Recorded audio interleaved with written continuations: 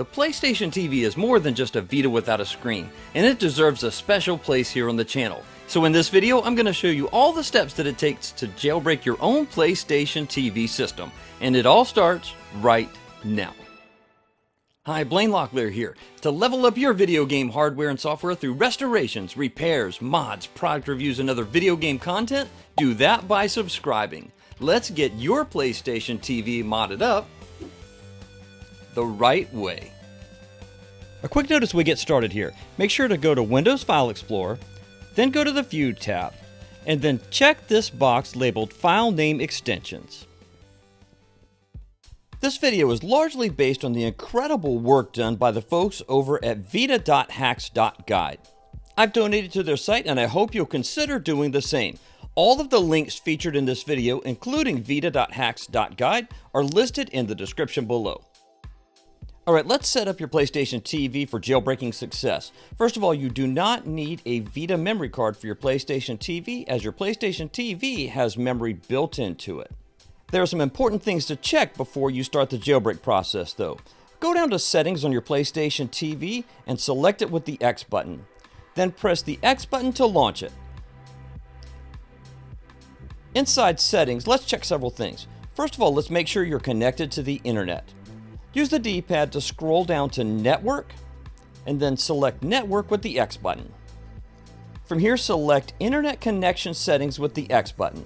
You'll need to either be connected to the wired internet or the wireless internet in your home network in order to make this work.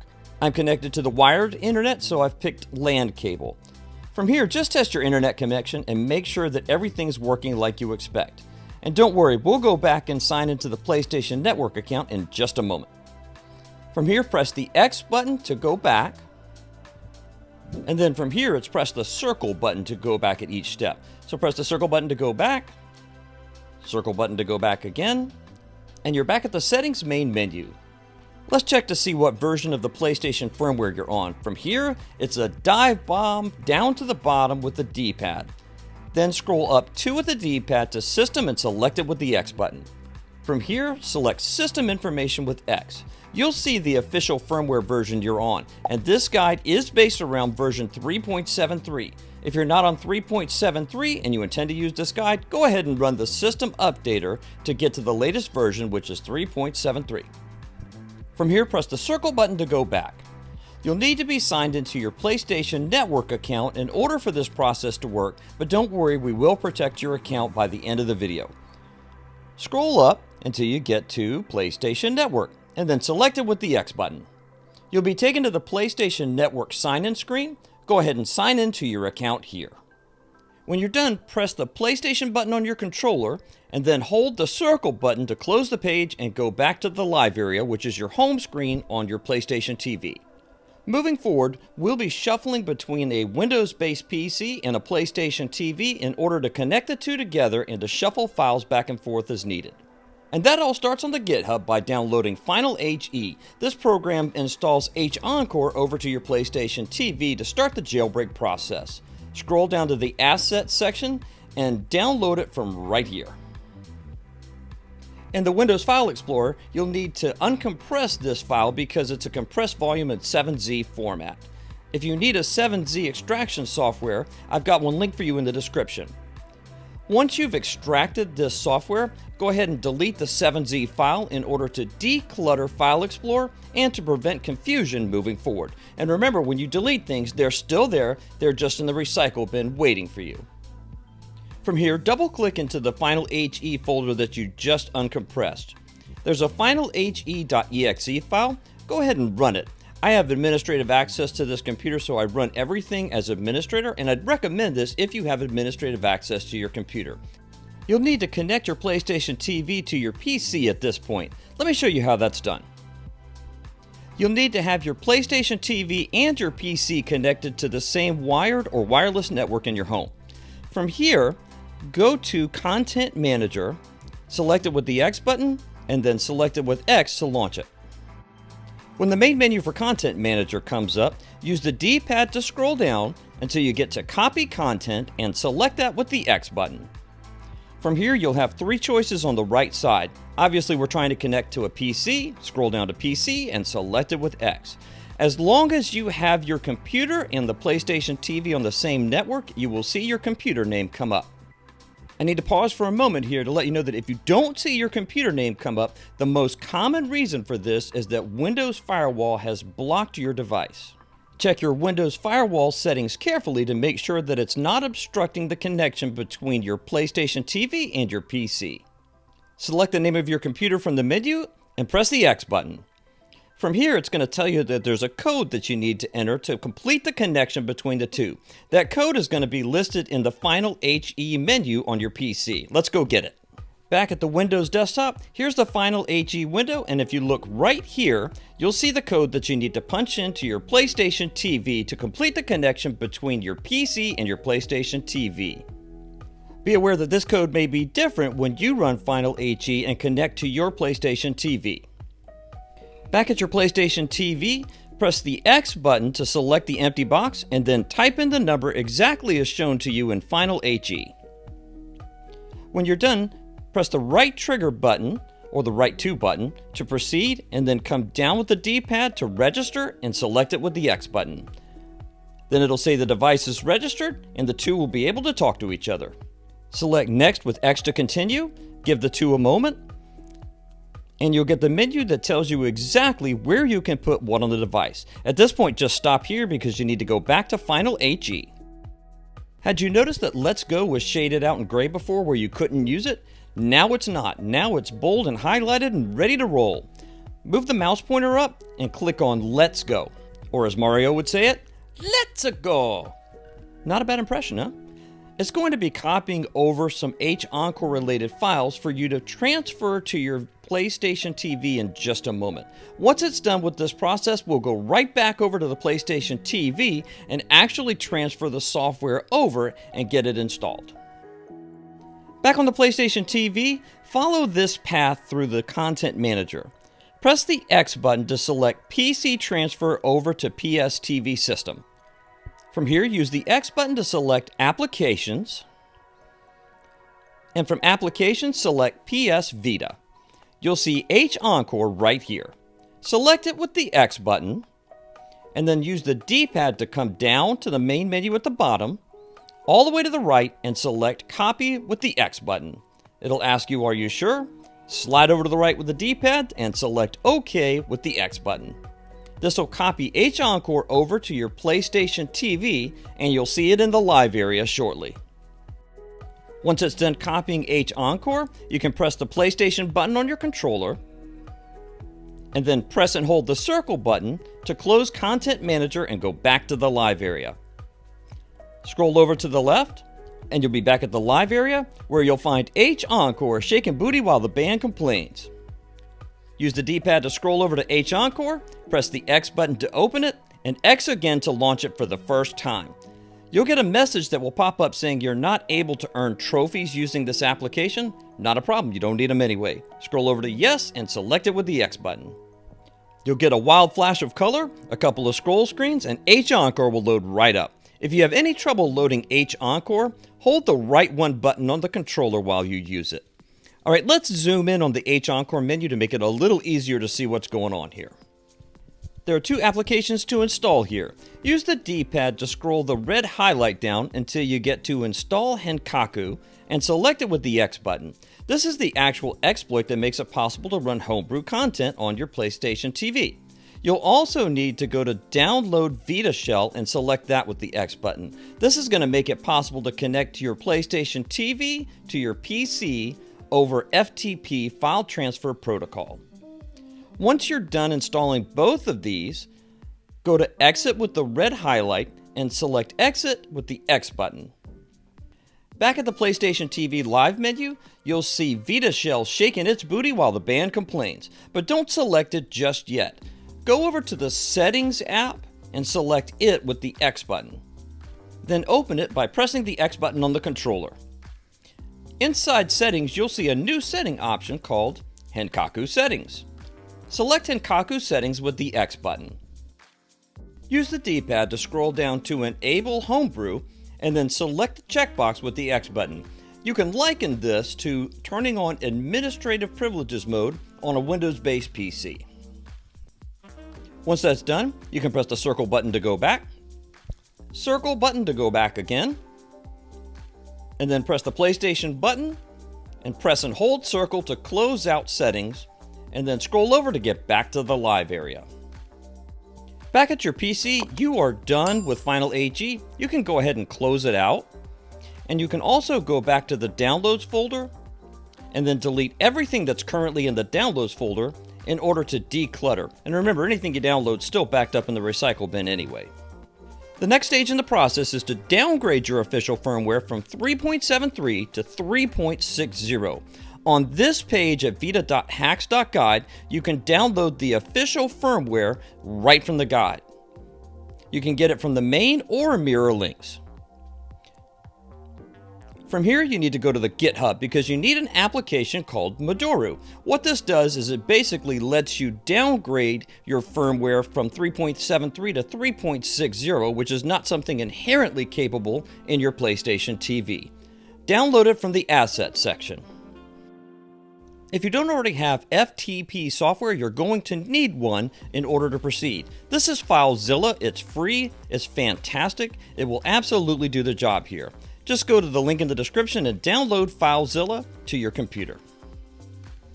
Okay, you should have 3 files in your downloads section if you have to download an FTP client like FileZilla. You'll have FileZilla, Modoru, and PSP2 updat. If you need FileZilla, go ahead and run the executable file for it and follow the install process. If you're installing FileZilla, I just want to take a moment here to show you something. Usually install processes are just the series of next, click, agree, install, OK. If you go through that, that's fine, but just take a look here because there is actually going to be some attempts to install some additional software beyond FileZilla on your computer. If you do want them, then you just click next. That's not a problem. But if you don't want this stuff, make sure you scroll over to the left and click decline twice so that you don't have these put on your machine by accident. Otherwise, it's a completely straightforward process, and just click finish when you're done. And make sure to delete the installer file so that you can eliminate confusion and clutter moving forward. This will leave you with 2 files in the downloads folder, modoru.vpk and the PSP2 updat.pup file. Back on your PlayStation TV, we need to launch Vita Shell for the first time. Use the D-pad to scroll down to the Vita Shell icon, then press the X button to open it, and then press X again to launch Vita Shell for the first time. It comes up with a somewhat difficult to read display the first time you run it, and I only mention this because it's actually the highlight itself that can be difficult to determine. To change the settings in Vita Shell to your liking, press the Start button. I'm going to change to the Electron theme. As you'll see, it actually draws lines between the settings, and the contrast between the two is much easier, especially if you're looking at this on mobile. And you want to change the setting for connection from USB to FTP, and we're going to activate that in just a moment. From here, you want to restart Vita Shell, but not reboot the PlayStation TV entirely. So just scroll down with the D-pad to where it says Restart Vita Shell, and then select that with the X button. This will save and apply the changes that you just made. Once Vita Shell comes back up, you'll see the change in theme, and you'll see that the lines are drawn here to make things easier to sort out, and a higher contrast at the highlight. Press the Select button to activate FTP inside Vita Shell. You'll see an IP address number and a port number. You'll need to take note of these numbers in order to put them into your FTP client on your computer. Open your FTP client. In this case, I'm using FileZilla here. You'll need to put in the IP address and port numbers to connect your PC to your PlayStation TV. Let me go ahead and zoom in here because this stuff looks pretty small on mobile. Okay, let me see here. So that IP address was 192.168.0.96. All right, and then scoot over to the port here. And the port number was 1337. Cool, just have to confirm the connection, and you can check this box right over here so that it doesn't ask you this each time you connect to your PlayStation TV, and voila! They're talking to one another. All right, let's take a look at the two panes here and get a sense of what's in them and where we need to go to move things from one to the other. In the left pane is your PC, and it's actually already set in the Downloads folder here. So you can see Modoru and PSP2 updat.pup sitting right there. And in the right pane, you'll see a list of storage areas on your PlayStation TV that you can access. The one you're concerned with here specifically is called UX0. Use the mouse pointer to double-click on the UX0 folder. Inside UX0, you'll see a series of folders, and you want to double-click on the one called Data. To transfer the files from your PC to your PlayStation TV, select them in the left pane, and then drag and drop them right over into the right pane. It'll put them in the proper folder, which is UX0 Data folder. Back on your PlayStation TV, press the circle button to disconnect the connection between the PlayStation TV and your PC. Inside Vita shell, use the D-pad to scroll down to UX0 and select it with the X button. Then scroll down to Data and select Data with the X button. Here you'll see Modoru, and you'll also see the PSP updat file you copied over. Come down to Modoru.vpk and select it with the X button to install it. Press X on the controller to confirm the install, and when you're asked to give it permissions, press X to confirm. This will install Modoru directly into your live area. Once it's done installing, you can delete the VPK file, press triangle, and then scroll down to delete using the D-pad and select it with the X button. Then press X for yes to confirm the deletion of the VPK file. Next, you'll need to move the PSP2 updat file. Select it with the D-pad, then press the triangle button. In the menu that pops up, use the D-pad to scroll down until you get to Copy, and then select Copy with the X button. Once it's copied, press X to close the confirmation message. Then from here, you can press the circle button to go back, which will take you to the UX0 root. From here, use the D-pad to scroll up until you get to App, and then select App with the X button. There's an app listed in here called Modoru 000. Select that with the D-pad and then select it with the X button. From here, you want to paste that PSP2 updat file. Press triangle, then use the D-pad to scroll down to paste and select it with the X button. That will paste the file in the proper location. There's one more important task to complete here before you move forward. Press the circle button to go back, circle again until you get to the UX0 root. At this point, you need to use the D-pad to scroll down until you get to the TIE folder, T-A-I. Press the triangle button on the TIE folder and scroll down with the D-pad to delete and select delete with the X button. When the confirmation message appears, press X to confirm deletion. Cool, now you can press the PlayStation button on your controller and hold the circle button to close Vita shell and go back to the live area. Just scroll to the left and you'll see Modoru shaking booty while the band complains. But don't select it just yet. You need to power cycle your device. You need to reboot it first. Go ahead and power cycle your PlayStation TV to restart it. Press and hold the PlayStation button on your controller until you get this menu. Then use the D-pad to navigate to power off and select it with the X button. When your PlayStation TV comes back to the live area, you'll need to rerun H Encore as it is not persistent. Use the D-pad to scroll down until you get to H Encore. Then select it with the X button. Once inside, press and hold the right shift button, and then select H Encore to launch it. Scroll to the right and select Yes with the X button, and you will be back at the H Encore menu. Use the D-pad to scroll down to install Henkaku and select it with the X button. Once the installation is complete, just press the X button on Exit to go back to the live area. Back at the live area, go back to the Settings application, select it with the X button, and then press the X button to open Settings. In the Settings menu, you'll see Henkaku Settings again. Select it with the X button to continue. Inside Henkaku Settings, you'll need to scroll down beyond what you see on screen just a little bit until you get to Unlink Memory Card. Yeah, I know the PlayStation TV doesn't have a memory card proper, but it has 1 GB of built-in storage, and that's what it's talking about here. Select it with X, and then select OK with the X button to confirm. Now you can press the circle button until you get back to the settings main menu, press the PlayStation button on your controller, and hold circle to close out and go back to the live area. The point of all of that was to make sure that you could in fact run homebrew software once you rebooted your PlayStation TV, and that Modoru had the resources necessary to be successful. Now you can scroll down with the D-pad to Modoru, open it with the X button, and then launch it with the X button. If you're getting value from this video, don't forget to subscribe while you're here. It really helps out the channel an awful lot, and you're going to get some incredible video game content moving forward. Alright, back to Modoru we go. On your PlayStation TV, you'll see the following menu system pop up in Modoru. Press X to confirm and begin the downgrade process to official firmware version 3.60. There's a 20-second countdown delay, wait that out. Then press X to accept the terms and continue.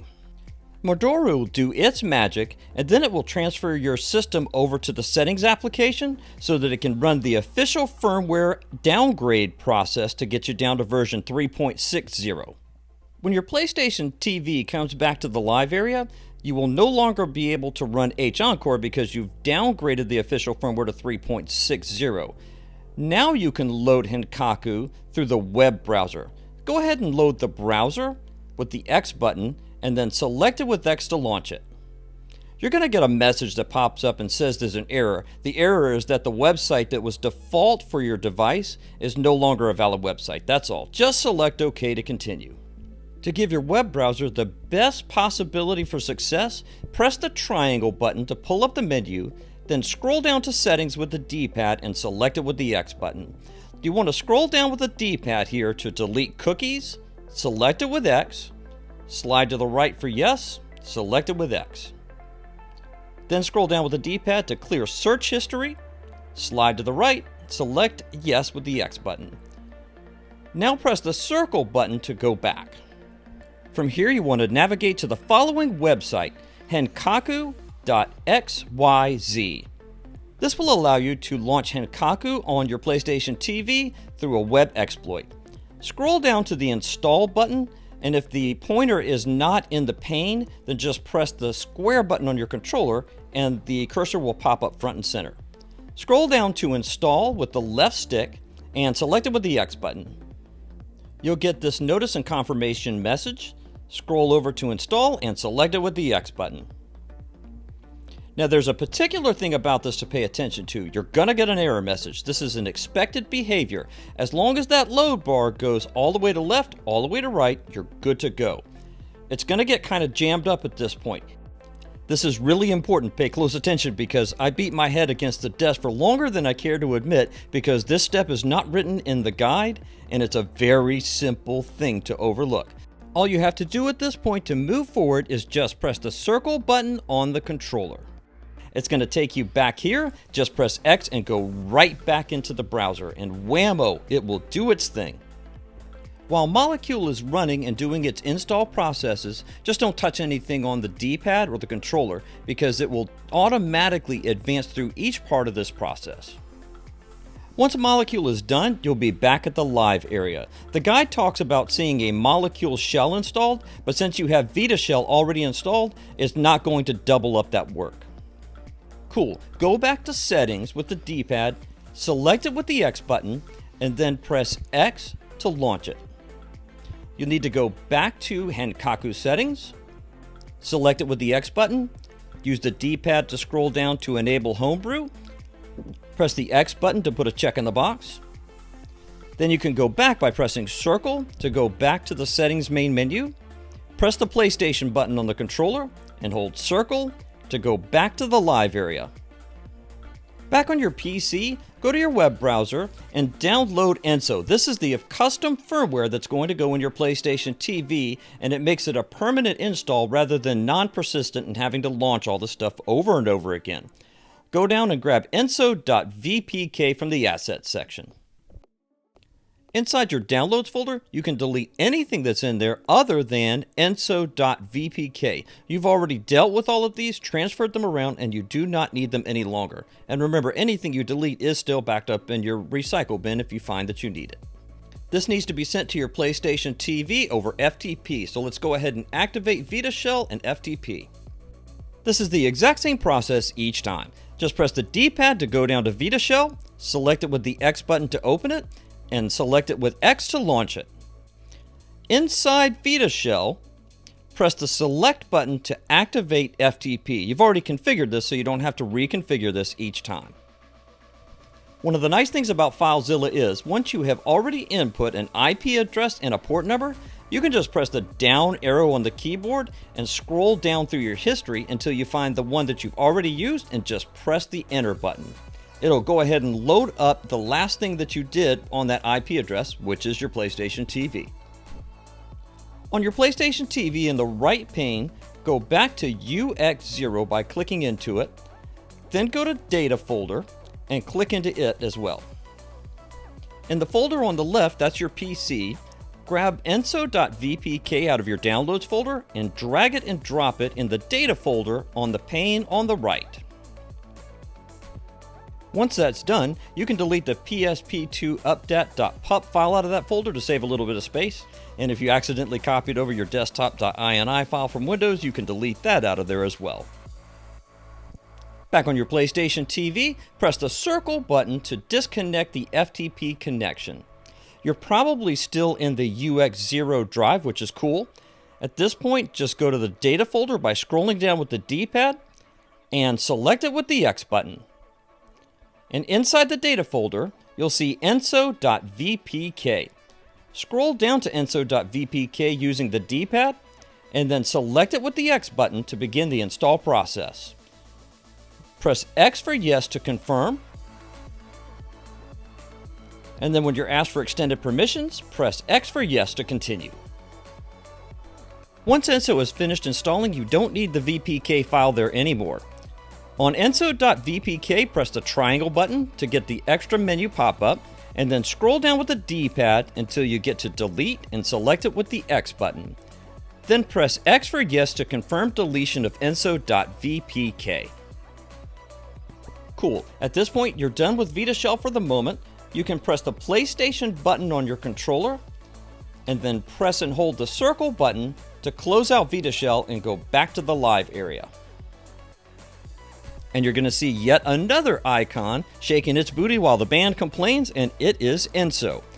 Use the D-pad to scroll over to Enso, select it with the X button to open it, and then press X to launch it. Small text alert, let's zoom in and get a closer look. There, that's better. Now you can decide what to do. You can press circle to go ahead and proceed forward with Enso, or any other button to abort. I would recommend at this point to press circle because you're about to get the goodies loaded up on your PlayStation TV. Enso will go ahead and launch its installation processes. This takes about a minute or so. Bear with it while it does its magic. Once it's done with its installation process, you'll see a message that will pop up that says press any key to reboot. At that point, you can just press the X button on the controller to proceed forward and reboot your PlayStation TV. When your PlayStation TV restarts, you will be on Enso custom firmware at this point, but there are some key tasks to still complete moving forward. Go back to your Windows PC and delete Enso.vpk out of the Downloads folder so you have a completely empty Downloads folder. We've got some new ones we want to add in there. Go to your web browser and grab NoNpDrm from the GitHub. This makes it possible for you to run certain types of homebrew content on your newly modded PlayStation TV. Scroll down to the Assets section and grab the skprx file linked here. Zero-syscall6 from GitHub lets you run software on your newly jailbroken PlayStation TV that requires certain firmware versions to be present. Grab the skprx file from the Assets section. Download Enabler makes it possible for you to download any file type of your choice using the PlayStation TV web browser. Scroll down and grab the suprx file from the Assets section. pngshot improves on the original screen capture by making it better and easier to take screenshots on your PlayStation TV.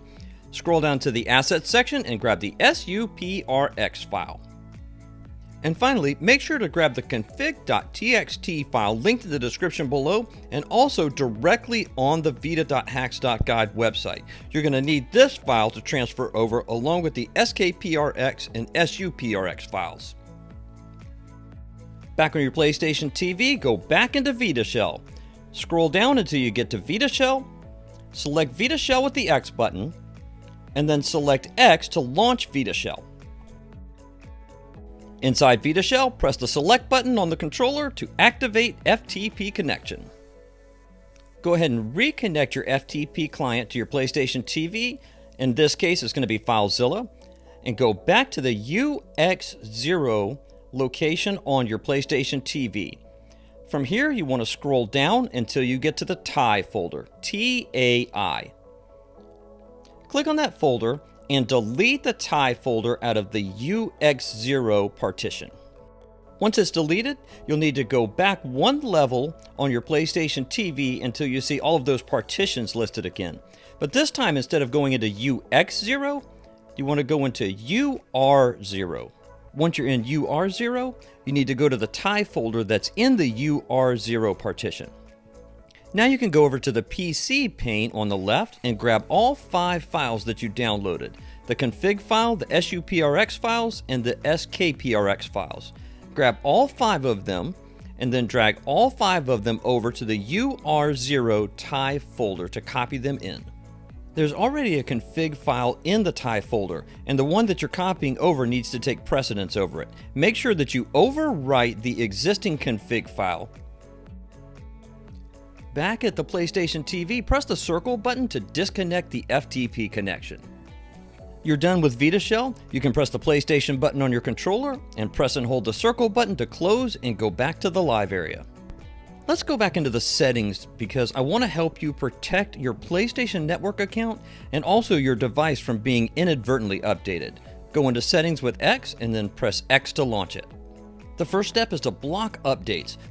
Use the D-pad to scroll down to Network and then select Network with the X button. From here, you should land on Internet Connection Settings. Select that with the X button. The next step depends on whether you have wired or wireless internet. I have wired, so I've picked LAN Cable with the X button.